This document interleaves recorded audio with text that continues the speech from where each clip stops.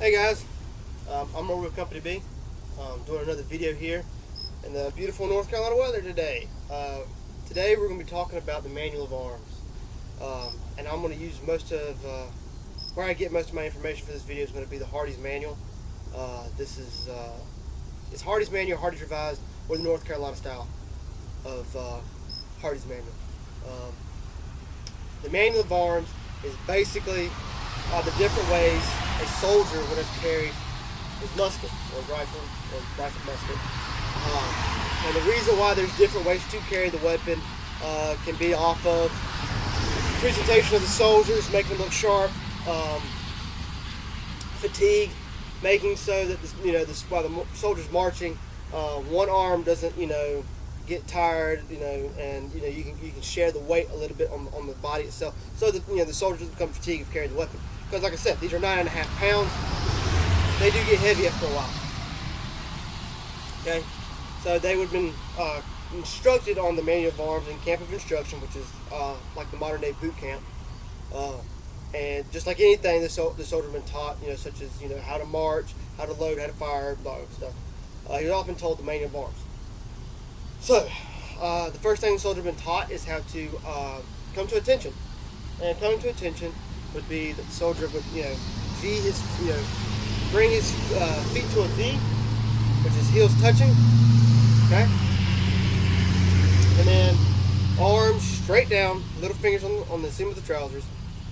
But when given the weapon, you have the musket or the rifle on the right hand side of the body, butt all the way down. And you take your thumb and the index finger and you slide it down, arm completely extended downward, and that's how you grasp the rifle. And the muzzle of the weapon should be like on your armpit almost like. So that would be attention and order arms. Okay. And then the next thing sort of been taught is to shoulder arms. Bring the weapon up like so, taking these two fingers right here and grabbing the trigger guard like so, wrapping the rest of your fingers around the small of the stock or around the hammer or whatever. Grab like so, straight up and down. Don't say anything else. The barrel should be facing toward the rear, ramrod facing to the front, with your the rifle all the way back into your armpit, straight up and down, arm completely extended out, left hand to the side, feet still in the V, and this would have been shoulder arms. Shoulder arms is what is basically your most common carry. It is the one you will always go off of to go to another command, and when you get done with that command, you will always come back to shoulder arms before you're given another one. All right. So, to give an example, the next command is to right shoulder shift. Right shoulder shift is you take these three fingers, well, these as well, and you stick this point of the stock into those fingers like so. You grab it like that, alright? And then you bring the lock plate up to where it's right beside your face. And the one thing that my first sergeant always says is that your rifle is your girlfriend and that she needs some love. So you should be able to kiss your lock plate at right shoulder shift. And it should also be straight up and down. Alright? The reason for that is because you don't want to be banging on the guy's head behind you, because he's most likely he should be taller than you if you did it properly. But yeah, right shoulder shift. And like I said, you always go back to shoulder arms. So you went to you're at shoulder arms, told you right shoulder shift. Then you'll go back to shoulder arms. So next command would have been to support arms. Bring the weapon up. You flipped it around so the barrel is now facing to the front, ramrod facing to the rear, and it's off the left shoulder. So you can go ahead and place it on the left shoulder. You take your left arm and you bend it around the hammer to where the hammer is in the crook of your left arm, and it should be off of your left hip. So there again, up high, arm across, flat on the chest, weapon straight up and down, right hand flat to the straight down to the side, resting. And then the command for rest on support arms, you tee your feet, you bring up your right hand, and you grasp the small of the stock, and you can kind of let the weight of the rifle fall into your right arm. Kind of gives your left arm a little rest if you've been standing here for a while. Usually, the reason you would rest at this position because off our manual, when you bring the companies up to form the battalion, as soon as your company's in place, you should be at support arms. Yeah, support arms. And usually, after sitting here a while, because you got some companies that are not as good as yours, of course. And let me rephrase that. Y'all's companies are not as good as mine, so I usually use this the most. Anyway, I'm just kidding. So you bring this to rest. It kind of, like I said, gives that the weight off your left arm, so you can let the other companies come over line. So then again, come back to attention, like so, and then shoulder arms. Bring it back, shoulder. Like I said, no matter what command you go to, you'll always come back to shoulder arms. All right. Next command, and usually this was given if it was going to rain, or if they thought it might rain. It's just like any other war with black powder. You get black powder wet, it's useless.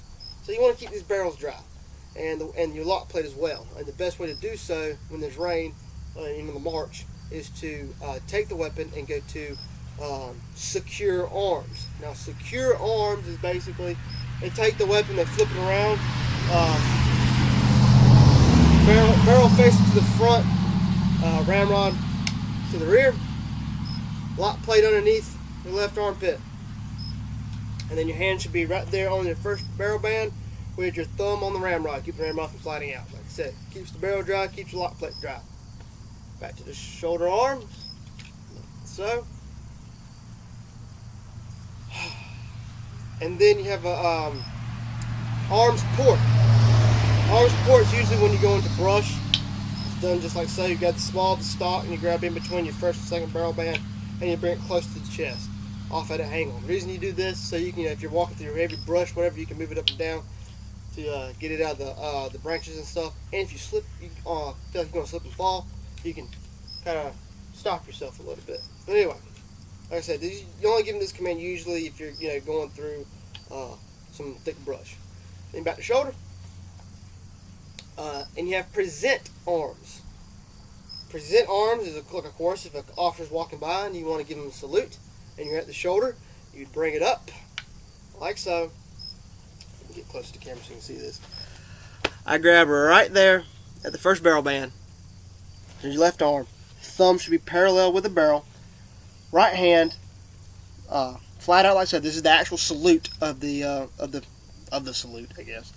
You stick your thumb, the rest of your fingers in the small of the stock. You're not actually grabbing the rifle. You're doing just like so. Like I said, this is the actual salute. So if you don't like the officer, you can give him the bird. But anyway, this is the actual salute of the weapon of the salute. You bring your hammer to the navel, and you should be standing right at your second barrel band as he walks by. Like I said, don't like him, give him the finger. Anyway. Then come back to shoulder. Other one you've been told to order arms, and then parade rest.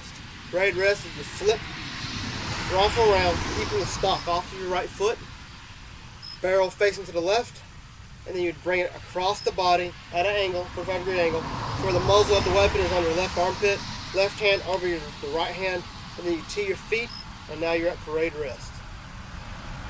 During a parade, they tell you the parade rest is, it makes it look pretty. And of course, back to attention, and then back to shoulder arms. One of the last ones that we have is called carry arms, the modern military.